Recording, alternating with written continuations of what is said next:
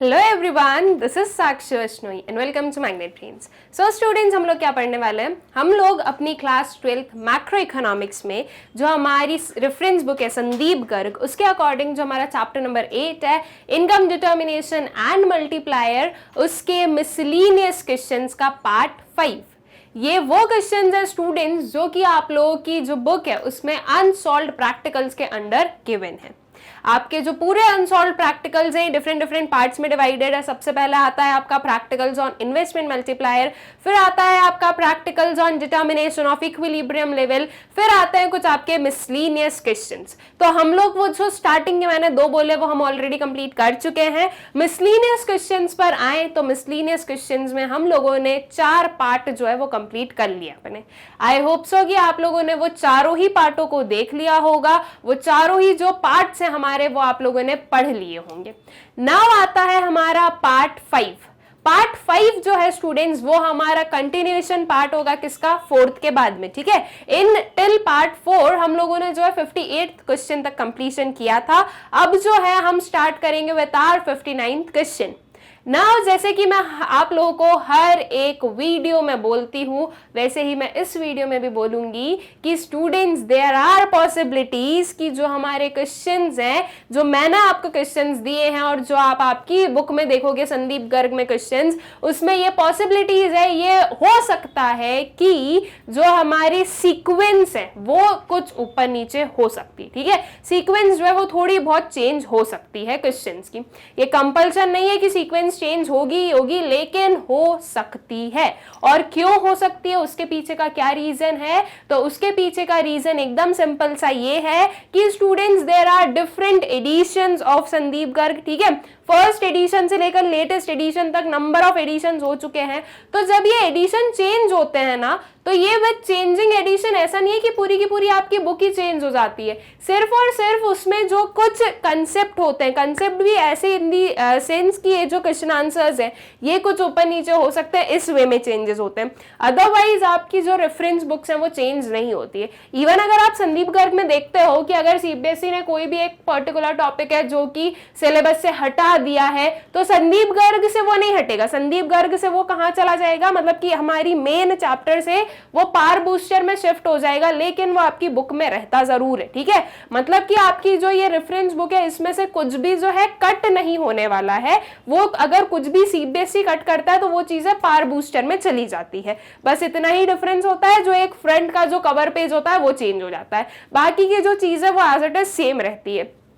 तो ये हो सकता है, देयर आर पॉसिबिलिटीज कि कुछ जो सीक्वेंस नंबर है ना वो ऊपर नीचे हो सकते हैं। तो अगर ये हो ऐसा कुछ ऐसा आप लोगों को देखने को मिले तो वो जो है आप लोगों के लिए बिल्कुल भी मैटर ऑफ कंसर्न नहीं बनना चाहिए। वो बिल्कुल भी जो है उससे कोई भी इफेक्ट नहीं पड़ना चाहिए, ठीक है।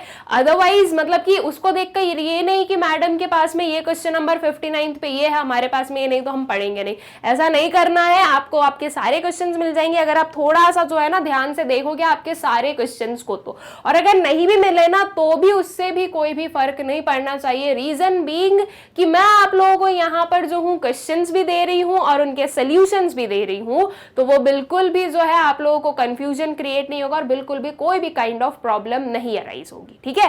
तो अगर आप लोगों को कोई भी क्वेश्चन है जो आपकी बुक में ना भी मिले तो उसका क्वेश्चन मैं दे रही हूँ, सोल्यूशन मैं दे रही हूँ, तो वो जो है अब आगे आपको कोई भी उसका इफेक्ट नहीं होने वाला है।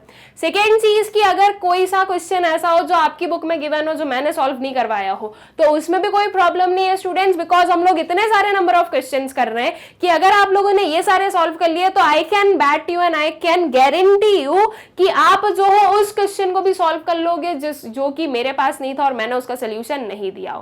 ओके, तो आई गेस कि आप लोगों को ये सारी जो बातें हैं ये अच्छे से क्लियर हो गई है और आप लोग जो आपकी स्टडीज में किसी भी काइंड ऑफ का बैरियर नहीं आने देने वाले हो, ठीक है। तो चलिए स्टार्ट करते हैं students with our question number 59 and with our part 5। क्या है हमारा question 59? From the following data about an economy calculate its equilibrium level of income. ये एक पर्टिकुलर डेटा गिवन है हमारे पास में इकोनॉमी का और हमें जो है इसमें से क्या कैलकुलेट करना है? इक्विलिब्रियम लेवल ऑफ इनकम जो है वो कैलकुलेट करनी है। नाउ देखो, इस पर्टिकुलर क्वेश्चन को सॉल्व करने से पहले जल्दी से एक रिकैप ले लेते हैं कि हमारे पास में कौन कौन से फॉर्मूलेज होते हैं, ठीक है। ये जो हमारा चैप्टर है इनकम डिटर्मिनेशन एंड मल्टीप्लायर, इसमें हम लोगों ने कौन कौन से पर्टिकुलर फॉर्मूले पढ़े हैं, एक बार हम उस पर क्या देख लें, एक क्विक व्यू देख लेते हैं। ठीक है, तो देखो सबसे पहले स्टूडेंट्स हम लोगों ने पढ़ा है क्या, मल्टीप्लायर। ठीक है, इन्वेस्टमेंट मल्टीप्लायर का कंसेप्ट पढ़ा है, तो हमने लिया है क्या, multiplier, that is K. Investment multiplier को हम के से डिनोट करते हैं। So K is equal to what, change in national income, या चेंज इन इनकम भी हम इसे बोल सकते हैं, divided by change in investment. ठीक है, and k is also equal to, k is equal to 1 divided by 1 minus MPC। ठीक है, और ये 1 माइनस MPC को हम MPS भी बोलते हैं, राइट। तो ये किसके इक्वल हो गया, 1 डिवाइडेड बाय MPS।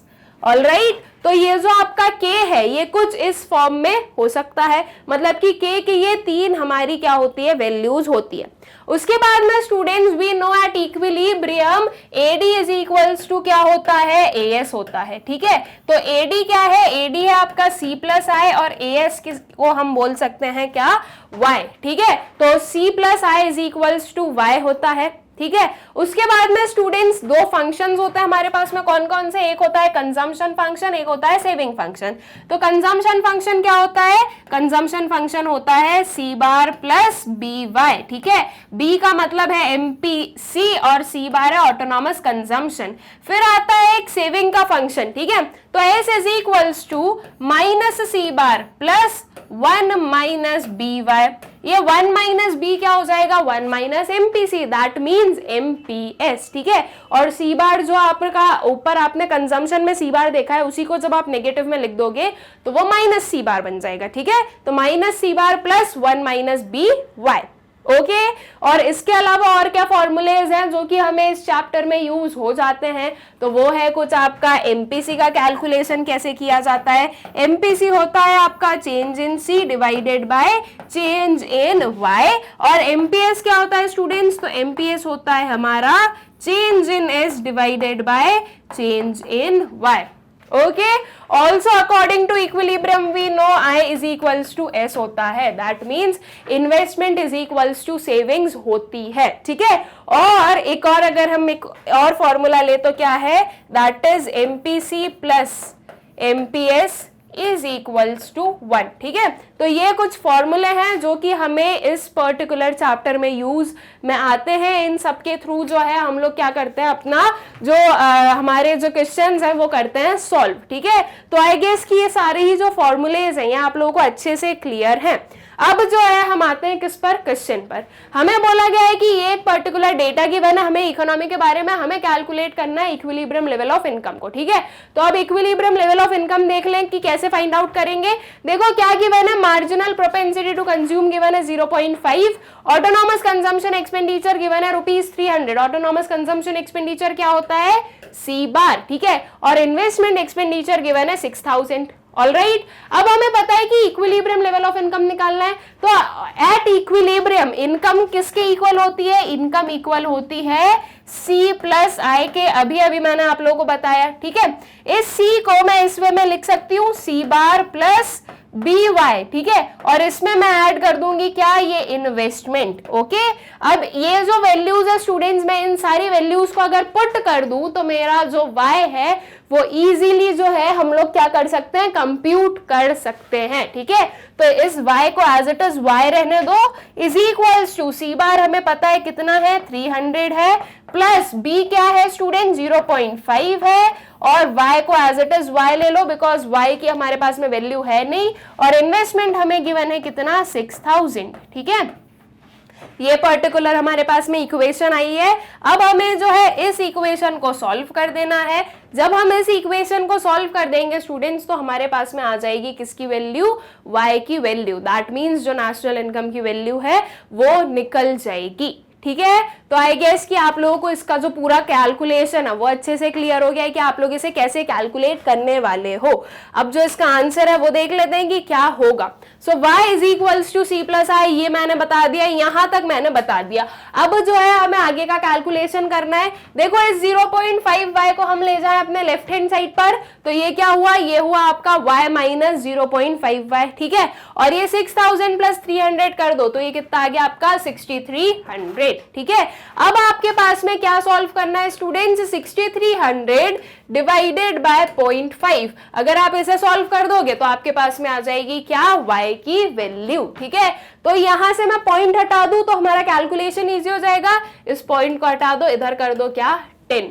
ठीक है, अब आप दोनों चीजें कर सकते हो, या तो 5 और 10 को डिवाइड कर दो तो फिर 2 का मल्टीप्लीकेशन कर दो, या फिर 63 और 5 को डिवाइड कर दो और फिर उसमें 10 का मल्टीप्लीकेशन कर दो। ठीक है, अब देखो मेरे अकॉर्डिंग ज्यादा इजी है 5 and 2। ठीक है, 5 2 आर 10, तो अब जो हूं मैं 63 इंटू 2 कर दूं। देखो 2 0 तो एज इट इज हम लगा देंगे, उसके बाद में 3 2 6 एंड 6 2 12, तो ये आ गया आपका 12,600। ठीक है, दैट मीन्स जो y की वैल्यू है वो कितनी आ गई, वो आ गई आपकी ₹12,600। ओके, एकदम सिंपल सा इसका कैलकुलेशन था। आई होप सो कि आप लोगों को अच्छे से क्लियर हो गया है कि हमें ये कैसे फाइंड आउट किया है और कैसे फाइंड आउट करना होता है। ओके, तो आई गेस कि ये चीज आप लोगों को अच्छे से क्लियर हो गई है। फिर आते हैं नेक्स्ट क्वेश्चन पर। इन an economy the autonomous investment is 100 and consumption is C is equals to 80 plus 0.4y. Is the economy in equilibrium at the income level of 400? Justify your answer. देखो अब आपके पास में स्टूडेंट्स ये investment given है और ये जो आपका कंजम्पशन का फंक्शन है वो गिवन है, और आपसे ये बोला गया है कि क्या 400 रुपीज पर हमारी जो इकोनॉमी है, 400 रुपीज की जो इनकम लेवल है, क्या हमारी इकोनॉमी उस पर इक्विलिब्रियम पर है, हमें जस्टिफाई करना है। अब हम इसे कैसे करने वाले हैं, देखो हम जो है ना इस 400 को एज इट इज रहने दो, इसे बिल्कुल भी आपकी कैलकुलेशन में मत लेना। आप क्या करोगे, आप सबसे पहले आपकी ये जो चीजें गिवन है, ठीक है, y is equals to c plus I, हमें पता है कि इक्विलिब्रियम होती है ये। ठीक है, अब हमारी ये जो इंफॉर्मेशन गिवन है इसके अकॉर्डिंग हम सबसे पहले y की वैल्यू फाइंड आउट कर लेंगे। ठीक है, वो कैसे करेंगे, अब सिंपल सी चीज है, y is equals to consumption हमें गिवन है ये 80 प्लस 0.4y और ऑटोनॉमस इन्वेस्टमेंट हमें गिवन है कितना, 100। ठीक है, इस चीज को हम सॉल्व करेंगे स्टूडेंट्स। जब हम इसे सॉल्व करेंगे तो हमारे पास में एक जो है इक्विलिब्रियम लेवल ऑफ इनकम आने वाली है। ठीक है, दैट मींस एक जो y है वो हमें मिलने वाला है। अगर ये इज इक्वल्स टू 400 हुआ तो मतलब कि ये जो है जस्टिफाई और आंसर में हम बोलेंगे कि यस जो आपकी इकोनॉमी है वो 400 पर इक्विलिब्रियम पर है। लेकिन अगर ये इज इक्वल टू 100 नहीं हुआ तो फिर हम बोलेंगे कि know the economy is not at equilibrium at the income level of 400 because the economy will be at equilibrium. जो भी आंसर निकलेगा वो हम लिख देंगे। ठीक है, तो मतलब कि हम जो है इस 400 को एज इट इज रहने देंगे। ये मत करना कि यहाँ पर आप जो 400 लिख रहे हो। देखो सिंपल सी चीज है स्टूडेंट्स, अगर आपने ये किया कि आपने यहाँ पर इनकम में 400 लिख दिया और इस साइड वाले y में भी 400 ले लिया, तो जब आप पूरी कैलकुलेशन करोगे ना तो दोनों साइड इक्वल हो जाएंगे। इसलिए आपको 400 को आपकी कैलकुलेशन में लेना ही नहीं है। आप क्या करोगे, आप इस पर्टिकुलर मेथड से सबसे पहले y की वैल्यू निकालोगे और वो जो y की वैल्यू होगी वो किसके इक्वल होगी, वो होगी इक्विलिब्रियम लेवल ऑफ इनकम। ठीक है, इक्विलिब्रियम इनकम लेवल होगी वो, इसलिए जो है वो उससे हमें पता चल जाएगा कि क्या आपकी 400 के इक्वल होने वाली है इक्विलिब्रियम जो इनकम है वो, या नहीं होने वाली है। ओके, तो आई गेस कि आप लोगों को अच्छे से क्लियर हो गया है कि आपको कैलकुलेशन करना कैसे है। अब जो है हम इसका सोल्यूशन देख लेते हैं। देखो गिवन है 100 और c is equals to i is equals to 100 given है और c is equals to 80 plus 0.4y given है। ठीक है, अभी इस चीज को नहीं पढ़ना है हमें पहले अपना कैलकुलेशन देखना है। वो जो पर्टिकुलर टेक्स्ट है वो यहाँ पर आना चाहिए था, बट वो ऊपर वाली स्लाइड में हो गया, तो इट्स ओके, कोई बात नहीं, हम पढ़ लेंगे। ठीक है, तो देखो अब वही चीज हमने की है, y is equals to 80 plus 0.4y plus 100। ठीक है, अब सिंपल सी चीज है, 100 प्लस 80 कितना हो गया, ये हो गया आपका 180 और y में से हम माइनस कर देंगे क्या, 0.4y, तो ये कितना आ जाएगा, 0.6 आ जाएगा। अब जो है हमें 180 को डिवाइड करना है किससे, 0.6 से। ठीक है, इसका पॉइंट हटा दूं, ऊपर मैंने मल्टीप्लाई कर दिया है क्या, 10, यहां पर कर दिया मैंने 6, तो अब ये हो गया क्या हमारा 30 इंटू 10 कितना आ गया, ये आ गया हमारा 300। तो इससे हमें क्या समझ में आया कि हमारी जो इक्विलिब्रियम लेवल ऑफ इनकम है वो कितनी आ रही है, वो आ रही है 300, ठीक है। और हमें क्वेश्चन में कितना पूछा, 400 पूछा, तो 400 के इक्वल नहीं है ना, तो इट मीन्स कि हम लोग ये बोलेंगे कि जो हमारी इकोनॉमी है that will be at equilibrium, economy will be at equilibrium at the income level of 300. This is proved by above calculation. At income level of 400 the economy is not at equilibrium, ठीक है। ये आपको पहले नहीं लिखना है, ये सबसे at the end concluding part होना चाहिए जब आपका पूरा कैलकुलेशन हो जाएगा उसके बाद में, ठीक है। हम लोगों ने बताया कि जो इनकम लेवल ऑफ 300 है उससे जो है हमारी मतलब कि 300 का जो लेवल है उस पर हमारी इकोनॉमी इक्विलिब्रियम पर होगी, 400 पर नहीं होने वाली है। इसे हमने प्रूव किया है पूरी कैलकुलेशन करने के बाद में। ओके, तो आई गेस कि आप लोगों को ये जो क्वेश्चन है ये अच्छे से क्लियर हो गया होगा और अच्छे से ये भी समझ में आ गया होगा कि इस काइंड के अगर कोई भी क्वेश्चंस पूछे जाएंगे तो आपको कैसे उसे सॉल्व करना होता है, ठीक है। फिर नेक्स्ट पर आते हैं, नेक्स्ट क्वेश्चन पर आते हैं। In an economy the autonomous investment is 60 and marginal propensity to consume is 0.8। If the equilibrium level of income is 400 then the autonomous consumption is 30।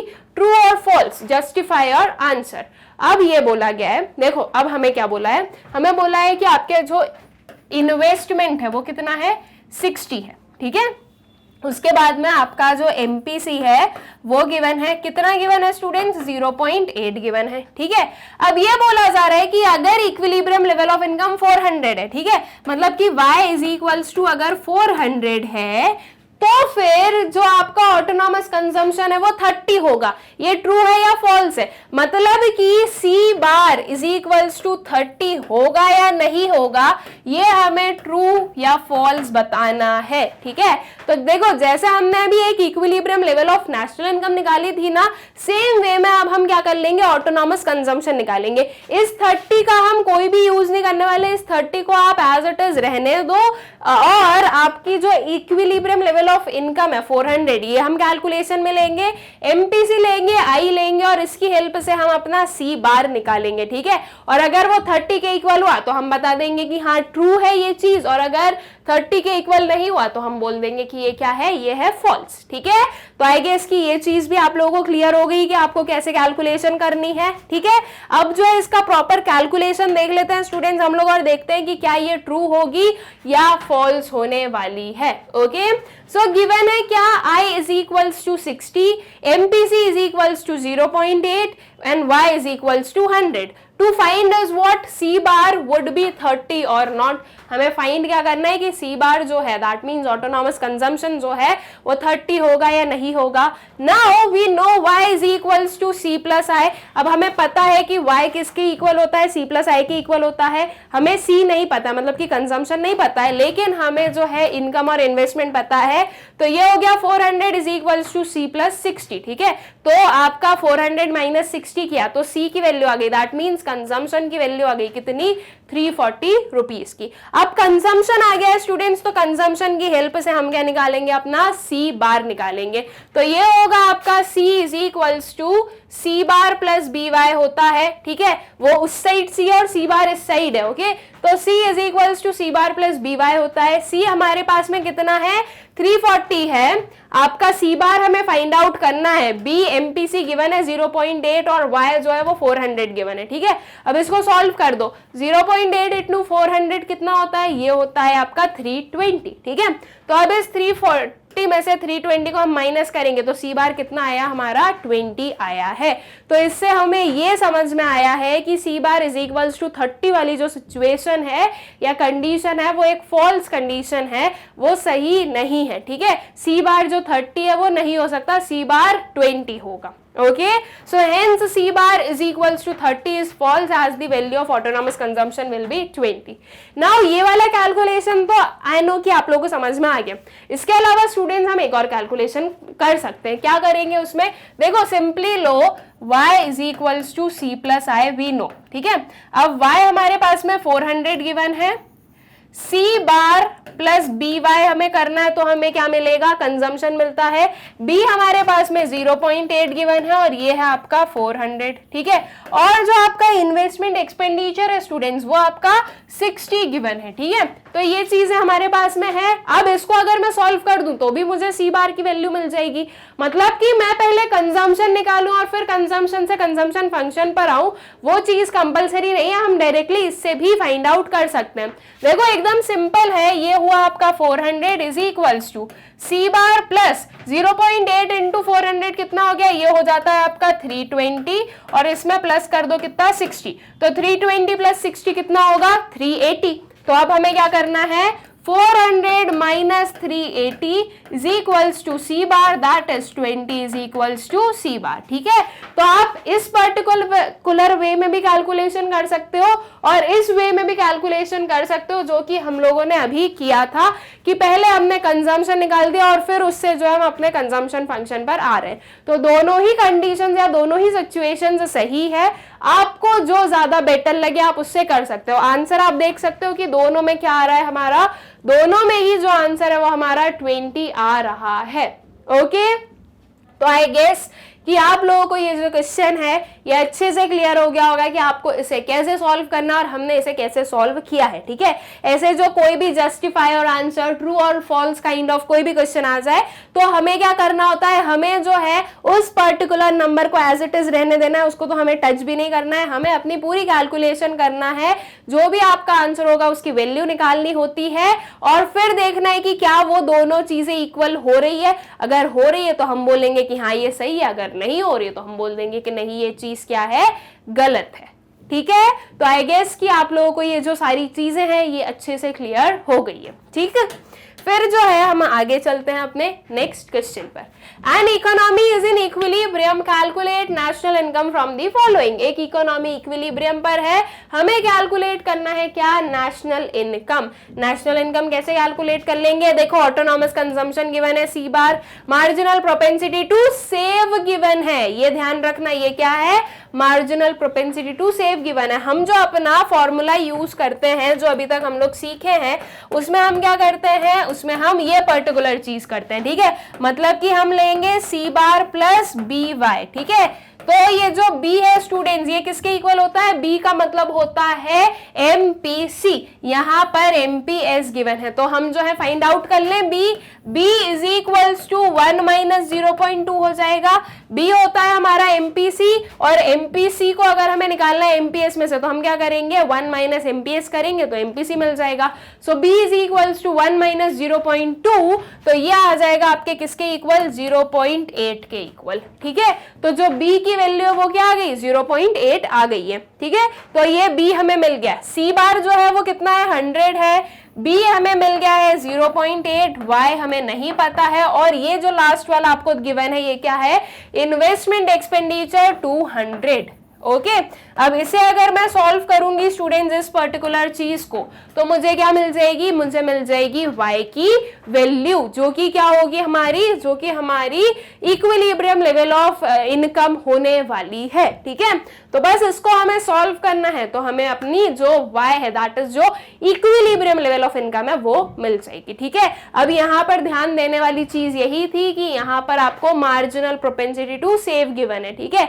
यही गलतियां हो जाती कि हम जो है जल्दी जल्दी में सेव को कंज्यूम पढ़ के चले गए तो वो चीज हो जाएगी फिर हमारी गलत, ठीक है। तो आई गेस कि आप लोगों को ये जो क्वेश्चन है ये अच्छे से क्लियर हो गया है कि आपको सॉल्व कैसे करना है।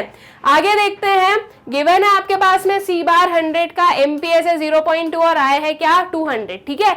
What we need to find, we need to find income, equilibrium level of income बोलेंगे हम यहाँ पर, जो कि हमें फाइंड आउट करना है, ठीक है। तो अब जो है देख लेते हैं इसकी कैलकुलेशन पूरी कि हम लोग कैसे देख कर निकालने वाले हैं। वैसे तो मैंने आप लोगों को समझा ही दिया कि हम कैसे फाइंड आउट करेंगे। सबसे इंपॉर्टेंट चीज वर्किंग नोट्स आपके, ठीक है। या तो आप वहां पर एक्सप्लेन करो या फिर यहाँ पर जो है पूरा वर्किंग नोट दिखाओ। अब हमने यहाँ पर वर्किंग नोट बनाया क्यों, इस पर्टिकुलर चीज के लिए, बिकॉज देखो आप जो यहाँ पर ले रहे हो, यहाँ पर आप डायरेक्टली 0.8y ले रहे हो, तो ये 0.8 आया कहां से आपका, ये चीज को शो हमें करना पड़ेगा, ठीक है। या तो फिर आप इतना वर्किंग नोट में सी का कैलकुलेशन ना बता के सिर्फ अगर यहाँ पर बी का भी कैलकुलेशन बताओगे तो भी चलेगा, लेकिन वर्किंग नोट आपको जरूर बनाना है, ठीक है। मतलब ये जो छोटी छोटी सी कैलकुलेशंस होती है ना, यह आपको जरूर शो करनी होती है कि आपने कैसे फाइंड आउट की है, ठीक है। अगर आप वो शो नहीं करोगे तो आपके जो है मार्क्स, हाफ मार्क्स या 1 मार्क्स जो है वो कट हो सकते हैं। लेकिन जब हमें पता है तो हमें किसी भी टीचर को ये पर्टिकुलर मौका ही नहीं देना है कि वो मार्क्स कट कर पाए, ठीक है। तो इसलिए आपको वर्किंग नोट बनाना ही बनाना है, ठीक है। तो ये आया हमारा y is equals to 100 plus 0.8y plus 200, ठीक है। अब इस 0.8 को हम इस साइड ले जाएं, 0.8y को, तो y माइनस 0.8y क्या हो जाएगा स्टूडेंट, 0.2y हो जाएगा। एंड 100 प्लस 200 कितना हो गया, ये हो गया हमारा 300, ठीक है। अब इसे डिवाइड कर दो, 300 डिवाइडेड बाय 0.2, ये पॉइंट हटाना है तो इधर मैंने कर दिया क्या, 10 का मल्टीप्लीकेशन, ठीक है। ये हमने जो है कैंसिल आउट किया, ये बना आपका 150, तो 150 मल्टीप्लाइड बाय 10 कितना हो गया, ये हो गया आपका 1500। दैट इज जो y की वैल्यू है वो कितनी आ गई, वो आ गई आपकी ₹1500, ओके। तो आई गेस कि आप लोगों को जो इसका कैलकुलेशन है वो अच्छे से क्लियर हो गया होगा। एकदम ही सिंपल सा ये हमारा क्वेश्चन था, ठीक। फिर नेक्स्ट क्वेश्चन पर आते हैं। An economy is in equilibrium, find marginal propensity to consume from the following. Economy equilibrium पर है, हमें क्या फाइंड आउट करना है, MPC फाइंड आउट करना है। क्या गिवन है, नेशनल इनकम गिवन है, ऑटोनॉमस कंजम्पशन गिवन है, इन्वेस्टमेंट एक्सपेंडिचर गिवन है। क्या हम लोग फाइंड आउट कर सकते हैं, बिल्कुल कर सकते हैं, बिल्कुल इजीली कर सकते हैं। We know at equilibrium y is equals to c plus I होता है, ठीक है। That means y is equals to c bar plus by plus i होता है, ठीक है। ये जो b है ये हमें करना है फाइंड आउट, b MPC होता है हमारा, हम कर लेते हैं फाइंड आउट। देखो y गिवन है कितना, 2000, ये हो गया आपका y, ये हो गया आपका c बार और ये हो गया आपका investment. 2000 is equals to 400 plus 2000 b हमारे पास में नहीं है तो इसे एज इट इज लेंगे, प्लस 200, ठीक है। अब इस चीज को जब हम सॉल्व कर देंगे स्टूडेंट्स तो हमारे पास में किसकी वैल्यू आ जाएगी, b की वैल्यू आ जाएगी, दैट मींस MPC की वैल्यू आ जाएगी, ठीक है। तो बस अब जो है इसे सॉल्व कर लेते हैं और अपना जो आंसर है वो देख लेते हैं कि क्या होगी हमारी MPC की वैल्यू। तो we have given y is 2000, c bar is 400, i is 200, तो we need to find what, MPC, ठीक है। अब इसका कैलकुलेशन देखें तो at equilibrium c is equals to c bar c plus i होता है, ठीक है। दैट मीन्स ये c का पूरा हमने बताया c बार प्लस by होगा 400 प्लस 2000 b, ठीक है। तो 2000 is equals to 400 plus 2000 b plus 200, ठीक है। अब इसको जरा सॉल्व करें हम लोग तो क्या होगा स्टूडेंट्स, देखो ये थोड़ा सा यहाँ पर हुई है मिस्टेक, इस चीज को आप लोग थोड़ा सा इग्नोर करो, ओके। ये जो 1400 डिवाइडेड बाय 1400 है इस पर ध्यान मत देना। ये अब हम इसका कैलकुलेशन करें तो क्या होगा, 200 प्लस 400 कितना आ गया, 600 आ गया। 600 को अपने लेफ्ट हैंड साइड पर लेकर जाएं तो क्या आ जाएगा, ये आएगा आपका 2000 माइनस 600 और राइट हैंड साइड पर क्या बचा हमारे पास में, राइट हैंड साइड पर बचा हमारे पास में 2000 b, ठीक है। अब 2000 माइनस 600 कितना होता है, ये होता है आपका 1400 और ये जो 2000 है इसको हम यहाँ पर ले आए डिवाइड में, इज इक्वल्स टू b। ये दो जीरोस तो हो गए क्या कैंसिल, अब क्या बचा 14 डिवाइडेड बाय 20, राइट। ये हो गया आपका 2 में 7 टाइम्स क्या आ जाता है, 14 आ जाता है, that is 2 7s are 14 and 2 10s are what, 20। 7 divided by 10 कितना हो गया, 0.7 हो गया। तो आपकी जो b की वैल्यू है स्टूडेंट्स वो क्या आई, आपकी b की वैल्यू आई है 0.7, ओके। वो जो 1400 को किससे डिवाइड करोगे, 2000 से डिवाइड करोगे, वहां पर 1400 बाय मिस्टेक हो गया है तो 1400 डिवाइडेड बाय 2000 होगा। तो आपकी जो आंसर है, जो MPC की वैल्यू है वो क्या आएगी, 0.7 आएगी, ओके। एकदम ही सिंपल सा क्वेश्चन था। आई गेस कि आप लोगों को अच्छे से क्लियर हो गया होगा कि इसे हमने कैसे फाइंड आउट किया है, ठीक है। फिर आते हैं नेक्स्ट वाले क्वेश्चन पर। An economy is in equilibrium, calculate the investment expenditure from the following. एक इकोनॉमी जो है वो है इक्विलिब्रियम पर, हमें कैलकुलेट करना है क्या, इन्वेस्टमेंट एक्सपेंडिचर। दैट मींस जो आय है वो हमें कैलकुलेट करना है। क्या गिवन है, national income, marginal propensity to save and autonomous consumption. Easily find out कर सकते हैं students, y is equals to c plus I. y हमारे पास में कितना है 800 है। c क्या होता है, c बार प्लस by होता है। देखो c बार आपके पास में गिवन है 100, ठीक है। उसके बाद में बात आती है by की, ये आपको मार्जिनल प्रोपेंसिटी टू सेव है, इसे आप पहले किस में कन्वर्ट करोगे, b में, मतलब कि मार्जिनल प्रोपेंसिटी टू कंज्यूम में 1 माइनस 0.3 में कर दूं तो मेरे पास में मार्जिनल प्रोपेंसिटी टू कंज्यूम आ जाएगी, है ना। तो 1 माइनस 0.3 क्या आ जाएगा, 0.7 आ जाएगा। तो ये आया 0.7 मल्टीप्लाइड बाय 800 का मल्टीप्लीकेशन क्यों किया, क्योंकि by होता है और इसमें हम प्लस करेंगे क्या, i, ठीक है, दैट इज इन्वेस्टमेंट। तो अब बस इस चीज को जब हम सॉल्व कर देंगे तो हमारे पास में जो i है, दैट मींस जो इन्वेस्टमेंट एक्सपेंडिचर है, उसका आंसर आ जाएगा, ठीक है, उसकी जो वैल्यू है वो हमें मिल जाएगी। तो चलिए जो इसका कैलकुलेशन है वो देख लेते हैं। तो given y is 800, MPS is 0.3, C bar is 100 and we need to find what I, ठीक है, I जो है वो हमें फाइंड आउट करना है। तो at equilibrium y is equals to C plus I होता है। C की जो पूरी कैलकुलेशन है वो हमने यहाँ पर बता दी, C is equals to C bar आएगा, C bar is equals to C नहीं है, C is equals to C bar plus by, ठीक है। तो यहाँ पर हमने जो है पूरी अपनी कंजम्पशन की जो कैलकुलेशन है वो बता दी है, that is 100 plus 1 minus 0.3 multiplied by 800, तो 100 प्लस 0.7 इनटू 800, ठीक है। अब 7 8 से कितना हो गया आपका, ये हो गया आपका 56, ओके, 7 8 से 56 होता है, बिकॉज ये एक पॉइंट है तो एक जीरो कैंसिल कर दो, तो ये आ जाएगा आपका 560 प्लस 100, तो ये कितना आ गया, ये आ गया आपका 660, ठीक है। तो आपकी जो कंजम्पशन है इसकी वैल्यू कितनी आ गई, 660 आ गई है। इस कंजम्पशन की वैल्यू हमने लिखी 660 और इनकम जो है वो 800 ली और इधर हमने क्या लिखा, प्लस आई, ठीक है। तो अब 800 माइनस 660 विल गिव यू आई, ठीक है। तो 800 माइनस 660 कितना हो जाएगा स्टूडेंट्स, 140 हो जाएगा। तो 140 रुपीज जो है वो बन जाएगी आपकी इन्वेस्टमेंट एक्सपेंडिचर, ओके। तो आई गेस कि आप लोगों को जो ये क्वेश्चन है ये भी अच्छे से क्लियर हो गया होगा कि हमने कैसे जो है अपना इन्वेस्टमेंट एक्सपेंडिचर फाइंड आउट किया है। देखो जो आपका क्वेश्चंस है ना वो ऑलमोस्ट सारे सेम ही है, सिर्फ चेंज क्या हो रहा है, चेंज हो रहे हैं जो वैल्यूज हैं और कुछ जो हमें फाइंड आउट जो पर्टिकुलर वेरिएबल करना है वो, बाकी जो पूरा मेथड है वो कैसा है, मेथड पूरा एग्जैक्टली सेम ही है, ओके। तो अब आते हैं हम अपने नेक्स्ट वाले क्वेश्चन पर। An economy is in equilibrium, calculate the marginal propensity to save from the following.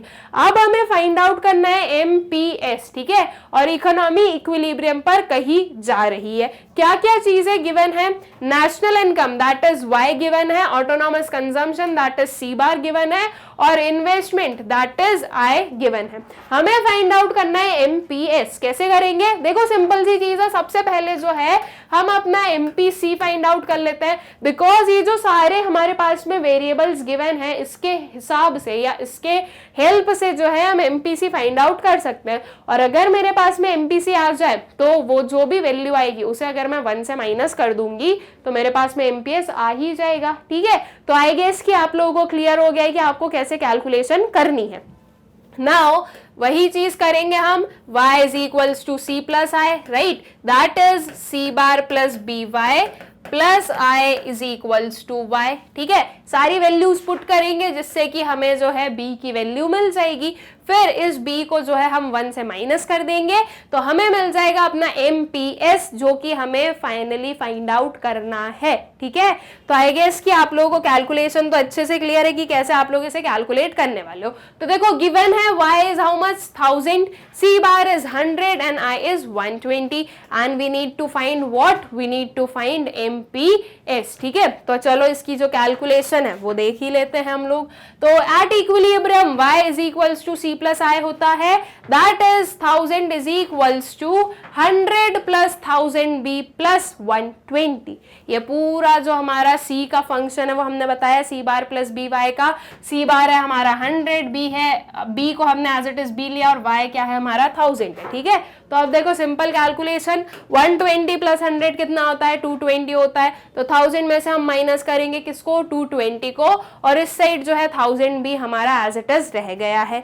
तो अब 1000 माइनस जब हम 220 करेंगे स्टूडेंट्स, तो हमारे पास में क्या आंसर आएगा, 780। और इसको डिवाइड कर दो 1000 से, बिकॉज 1000 भी लिखा हुआ था।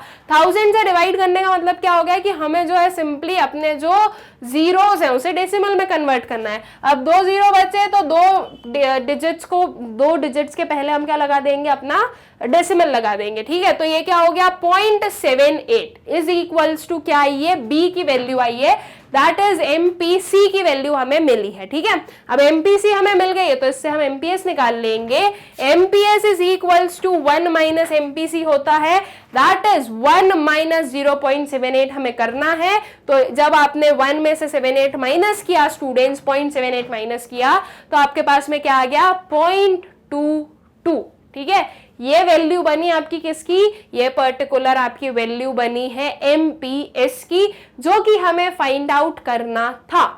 ऑल राइट, तो आई गेस कि आप लोगों को अच्छे से क्लियर हो गया है कि एमपीएस की जो वैल्यू है वो क्या आई है, कैसे आई है, और आपको कैसे फाइंड आउट करनी होती है, ठीक है। एंड आई गेस कि ये जो इस पर्टिकुलर पार्ट में हम लोगों ने जितने भी क्वेश्चंस किए हैं, ये सारे ही क्वेश्चंस जो हैं आप लोगों को अच्छे से क्लियर हो गए हैं कि आपको इन्हें कैसे फाइंड आउट करना होता है। सो स्टूडेंट्स, अब जो एक और छोटी सी चीज हमें सीखनी है वो ये है कि मैग्नेट ब्रेन्स की वेबसाइट से वीडियोस कैसे एक्सेस करने हैं।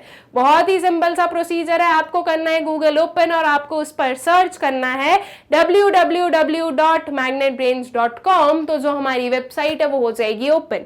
ये आप वेबसाइट देख रहे हो स्टूडेंट्स, इसे जब आप स्क्रॉल करोगे तो आपके सामने आएगा कुछ एक्सप्लोर टॉप कोर्सेज। उसके अंदर आपके पास में बहुत सारे ऑप्शंस है, NTSC, class 12th, class 11th, ऐसे लेकर till class first, kindergarten, term 1 exam, NCERT exemplars, 1 short revision and extra learning, ऐसे कुछ जो हमारे पास में ऑप्शंस हैं या ऐसे कुछ जो चीजें हैं ये आप लोगों को वहां पर दिखेगी, ठीक है। अब उसके बाद में स्टूडेंट्स आप लोगों को करना क्या है, उसके बाद में आपको जो पढ़ना है आपको करना है उस पर टैप। जैसे कि हमें क्लास 12th इकोनॉमिक्स पढ़ना है तो हम क्लास 12th पर टैप करेंगे। उस पर टैप करने से हमारे सामने जो 12th में अवेलेबल जितनी भी प्लेलिस्ट है, जितने भी सब्जेक्ट है, जितनी भी स्ट्रीम्स है, सबकी जो प्लेलिस्ट है वो सारी आपको क्या हो जाएंगी, विजिबल हो जाएंगी। ओके, यहाँ पर तो आपको कुछ 8 प्लेलिस्ट ही दिख रही है, लेकिन जब आप आपकी वेबसाइट देखोगे स्टूडेंट्स तो आपको और सारी जो हमारी प्लेलिस्ट है वो सारी विजिबल हो जाएंगी। नाउ हम बात करें इकोनॉमिक्स की, तो इकोनॉमिक्स की टोटल आपको 4 प्लेलिस्ट मिलने वाली है। यहाँ पर तो आपको 2 ही प्लेलिस्ट दिख रही है, बट जब आप वेबसाइट पर देखोगे तो जब आप उसको स्क्रॉल करोगे ना तो कुछ यहाँ पर आपको 2 प्लेलिस्ट और दिखेगी। अब ये 4 प्लेलिस्ट क्यों है, देखो वी नो कि हमारी 2 बुक्स हैं, एक है मैक्रो इकोनॉमिक्स, एक है इंडियन इकोनॉमिक डेवलपमेंट, ठीक है। और इन दोनों ही बुक्स में हम लोगों ने अपनी एनसीईआरटी भी कंप्लीट की है और अपनी जो संदीप गर्ग है वो भी हम लोग कंप्लीट कर रहे हैं, राइट। तो इसलिए आपके पास में इन टोटल 4 प्लेलिस्ट होगी, macro economics Sandeep Garg, macro economics NCERT, Indian economic development Sandeep Garg and Indian economic development NCERT, ठीक है। तो ये जो है आपको 4 प्लेलिस्ट मिलने वाली है। अब ये जो चीज है ये आपको बहुत ही स्पेसिफिकली यहाँ पर जो है दिखेगी, that is class 12th economics हमें दिख रहा है, उसके अंदर लिखा है book macro economics Sandeep Garg, इस साइड आपको लिखा हुआ मिलेगा book Indian economic development Sandeep Garg, ठीक है। अगर यही एनसीईआरटी का होता तो यहाँ पर लिखा होता macro economics NCERT and Indian economic development NCERT, ठीक है। तो आप लोगों को जो है कोई भी कंफ्यूजन नहीं होने वाला है इस चीज को फाइंड आउट करने में कि कौन सा टॉपिक कहाँ मिलेगा, ठीक है। अब जैसे कि हमें मैक्रो इकोनॉमिक्स संदीप गर्ग पढ़ना है, ये वॉच नाउ हमें दिख रहा है, इस वॉच नाउ पर हम करेंगे क्या, क्लिक। इस वॉच नाउ पर क्लिक करने से कुछ ये ओपन होने वाला है। इसमें जो आप students watch chapter wise videos देख रहे हो, इसके अंदर आपके जो सारे चैप्टर्स हैं और उनके जो सारे टॉपिक्स हैं वो बिल्कुल ही सिस्टमैटिकली अरेंज्ड आपको मिलेंगे। नाउ फॉर एग्जाम्पल हमारे मैक्रो इकोनॉमिक्स संदीप गर्ग का जो चैप्टर 1 है सर्कुलर फ्लो ऑफ इनकम, हमें इसका फुल चैप्टर रिवीजन पढ़ना है। तो हम कैसे पढ़ेंगे, इस सर्कुलर फ्लो ऑफ इनकम पर हम करेंगे टैप, इस पर टैप करने से इसके के अंदर के जितने भी अवेलेबल टॉपिक्स है वो आपको हो जाएंगे विजिबल। उसमें आपको दिखेगा फुल चैप्टर रिवीजन और वॉच नाउ का ऑप्शन, तो उस वॉच नाउ पर आपको क्लिक कर देना है। उस पर क्लिक करने से जो वीडियो है वो हो जाएगा प्ले। इफ आपको नेक्स्ट वीडियो पर देखना है तो ये यहाँ पर टैप करें। इफ आपको नेक्स्ट नहीं देखना है और कुछ देखना है, यहाँ से कैंसिल कर दो। कैंसिल करने से जो वेबसाइट का होम पेज है वो हो जाएगा फिर से ओपन। फिर से सेम प्रोसीजर अप्लाई करना और इसी वे में आप किसी भी क्लास के किसी भी सब्जेक्ट के किसी भी टॉपिक को बहुत ही इजीली एक्सेस कर सकते हो। ऑल्सो स्टूडेंट्स, हमारा जो यूट्यूब चैनल है मैग्नेट ब्रेन्स, आप उसे सब्सक्राइब करें, इन वीडियोस को ज़्यादा से ज़्यादा शेयर करें and also do like the videos. Thank you.